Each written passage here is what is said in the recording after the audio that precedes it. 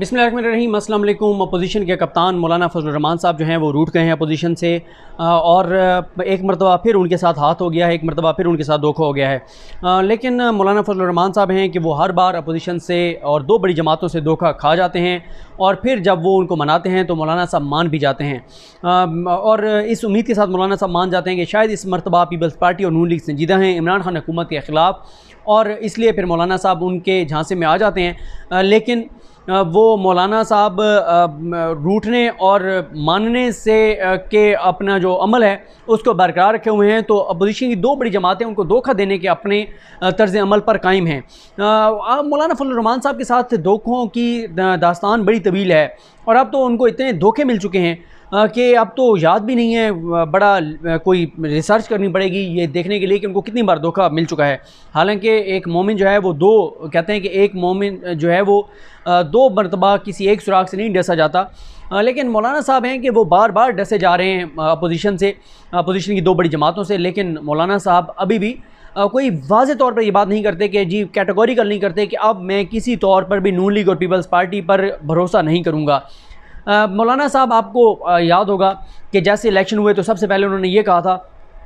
कि हमें तो इस असम्बली का हिस्सा नहीं बनना चाहिए, हमें तो हलफ नहीं उठाना चाहिए। लेकिन पीपल्स पार्टी और नून लीग ने कहा कि भाई आप तो खुद MNA नहीं बन सके, आपकी जमात का कोई स्टेक नहीं है। पीपल्स पार्टी ने कहा हमें तो सिंध में हुकूमत मिल गई है। नून लीग ने भी कहा कि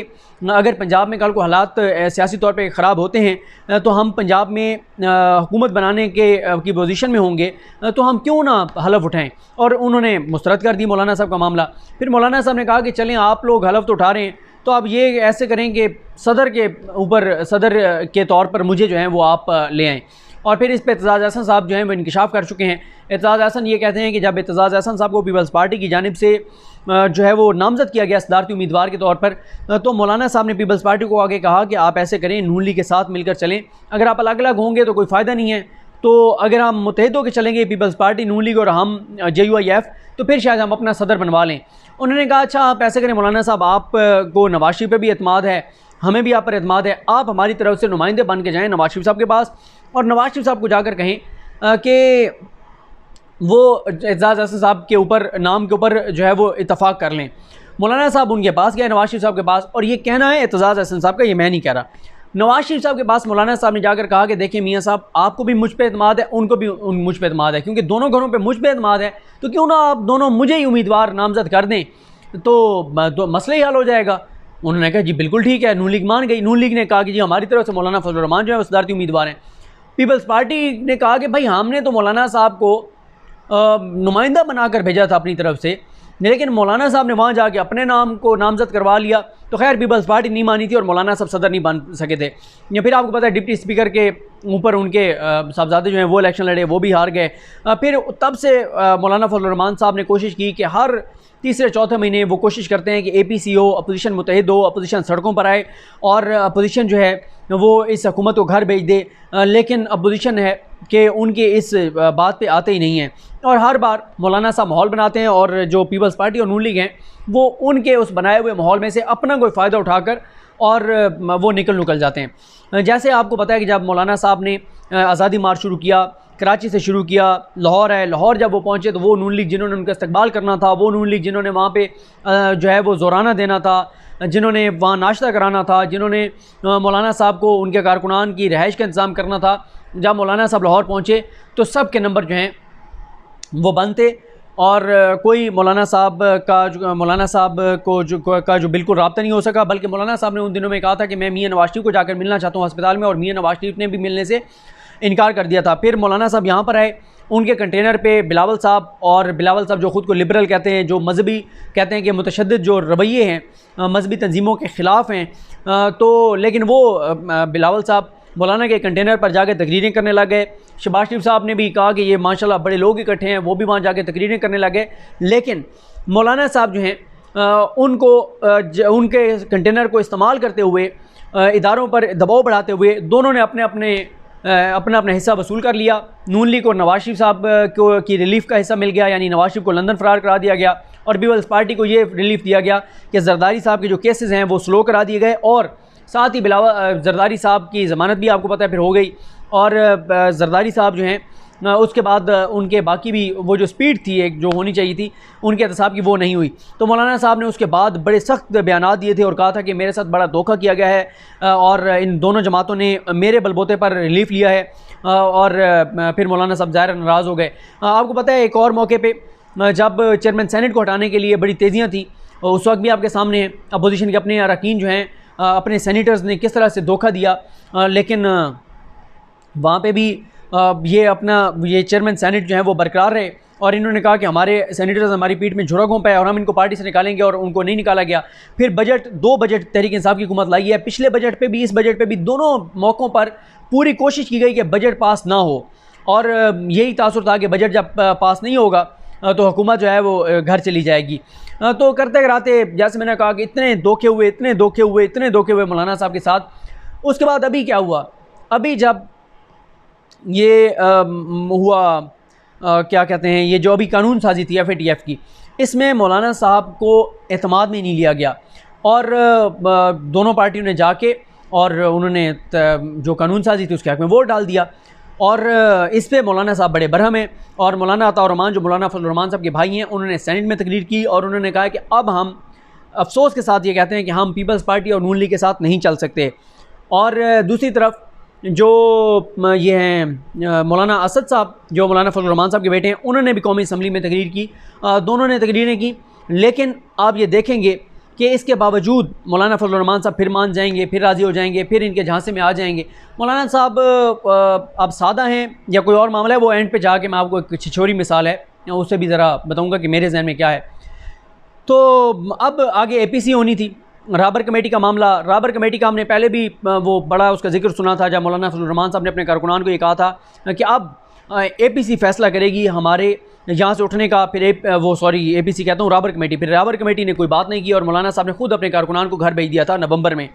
और उस वक्त भी मौलाना साहब ने कहा था कि बस हमारे मामलात हो गए थे और दिसंबर में ये हुकूमत घर चली जाएगी। दिसंबर भी गुजर गया, अब तो अगला दिसंबर आने वाला है, लेकिन हुकूमत बरकरार है। और मौलाना साहब जो हैं वो धमकी भी दे चुके हैं एक बार कि जिन लोगों ने मुझसे वादा किया था कि इमरान खान को घर भेज दिया जाएगा, उनको मैं वार्निंग दे रहा हूँ कि वो अपना वादा वफा करें, वरना मैं सबको बता दूंगा कि मेरे साथ जो है वो किसने वादा किया था। बजाय इसके कि इमरान खान के लिए कोई मुश्किलात होती, मौलाना फजलुर रहमान के अपने जो केसेस हैं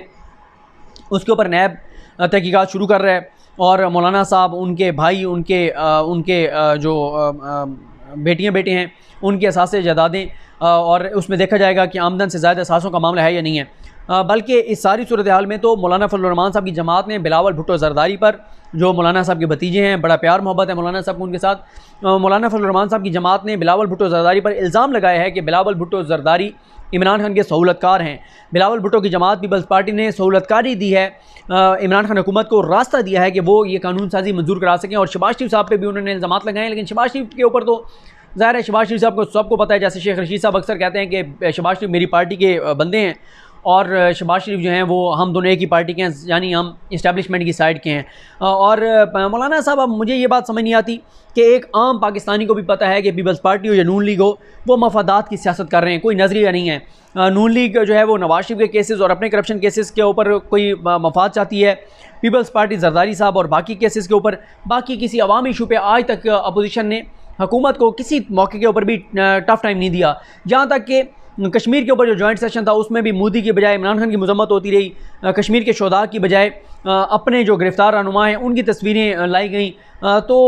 ये सूरत हाल है। अपोजिशन जो है पीपल्स पार्टी हो नून लीग हो, वो दोनों मफादात की सियासत कर रहे हैं, कोई नज़रिया नहीं है, कोई मुल्की मफाद नहीं है, कोई पाकिस्तान की फ़िक्र नहीं है, कोई वोट को इज़्ज़त का मामला नहीं है। और अब मैं आखिर में ना चाहते हुए भी, क्योंकि अब मैं कह बैठा हूँ कि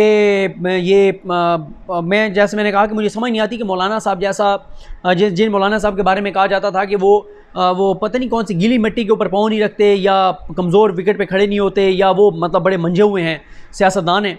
तो वो जब आए थे तो उस वक्त कहा जाता था कि मौलाना ऐसे नहीं आ गए, मौलाना को किसी ने कहा है तो मौलाना आए हैं, वरना मौलाना कच्ची गोटियाँ नहीं खेलते। फिर कहा गया कि मौलाना ऐसे नहीं जा रहे, मौलाना के कुछ मामला तय हुए हैं तो मौलाना जा रहे हैं, ये कहा गया। तो क्या वजह है कि मौलाना साहब जो हैं वो अब अपोजिशन बार बार उनके साथ हाथ भी करती है, नून लीग और पीपल्स पार्टी, फिर वो मान भी जाते हैं। तो बिल्कुल उसी तरह जैसे आप दोनों तरफ देख सकते हैं बल्कि ज़्यादा ये अब तो बहुत सारी जो लड़कियां हैं वो भी बड़ी मैच्योर हो गई हैं। कुछ अर्से पहले तक हम देखते थे कि लड़के उनको शादी का झांसा देकर धोखा देते थे, फिर जब वो इस नतीजे पे पहुंचती थी कि शादी नहीं करना चाहता, फिर कता तलकी हो जाती थी, फिर लड़का इमोशनल बातें करता था, फिर वो लड़की मान जाती थी, फिर वो नाराज़ हो जाती थी, फिर तीसरी बार कई बार वो, क्योंकि लड़कियां ज़्यादा सिंसियर होती हैं तो वो बेचारी मान जाती थी कि ठीक है शायद आप ये शादी करना चाहता हो, आप घर वालों को भेज दे। लेकिन अब तो लड़कियां भी वो बहुत सारी जो हैं वो मैच्योर हो गई हैं। एक आध बार कोई धोखा खाए तो उसके बाद वो संभल जाती है, कहती है कि नहीं बस बहुत हो गई है। लेकिन अगर नहीं समझते अपोजिशन को तो मौलाना फजल रहमान साहब नहीं समझते। वो अब भी जैसे वो सादा लड़कियां जो धोखे में आ जाती थी कि शायद चौथी पाँचवीं बार भी कि शायद अब ये शादी कर ले, तो मौलाना साहब भी हर बार समझते हैं कि शायद अब अपोजिशन सिंसियर हो इमरान खान को जो है वो घर भेजने के मामले में। तो मौलाना साहब की सबसे बड़ी ख्वाहिश यही है कि इमरान खान को घर भेजा जाए, और इसके लिए शायद वो अपोजिशन से बार बार धोखे खाने के लिए मुकम्मल तौर पर तैयार हैं। और अब भी आप देखिएगा जो मर्ज़ी कहते हैं मौलाना अताउर रहमान साहब, मौलाना असद साहब, जब उनको दोबारा झांसे देगी अपोजिशन नून लीग और पीपल्स पार्टी कि मौलाना साहब अब हम कसम खाते हैं, बस जो आपने कसम लेनी है हमें आपकी कसम है, और हम सिंसियर हैं इमरान खान को घर भेजने के लिए, तो मौलाना फिर मान जाएंगे और फिर उनकी बात में आ जाएंगे। तो मौलाना साहब इतने सादा नहीं हैं, लेकिन इमरान खान के बुग़्ज़ और नफ़रत में वो चाहते हैं कि बार बार जो है वो धोखे मिलने के बावजूद वो नून लीग और पीपल्स पार्टी को मौका देने को तैयार हैं कि शायद कभी न कभी तो वो किसी मौके पे वाकई सिंसियर होंगे और इमरान खान को घर भेज दिया जाएगा। बहरहाल APC के मुस्तकबिल पे बात करनी थी, वो नेक्स्ट इस वीडियो में कर लेंगे। मुझे अपनी दुआ में याद रखिए। अल्लाह करीम हम सब का हामी नासरो। अल्लाह हाफ़िज़।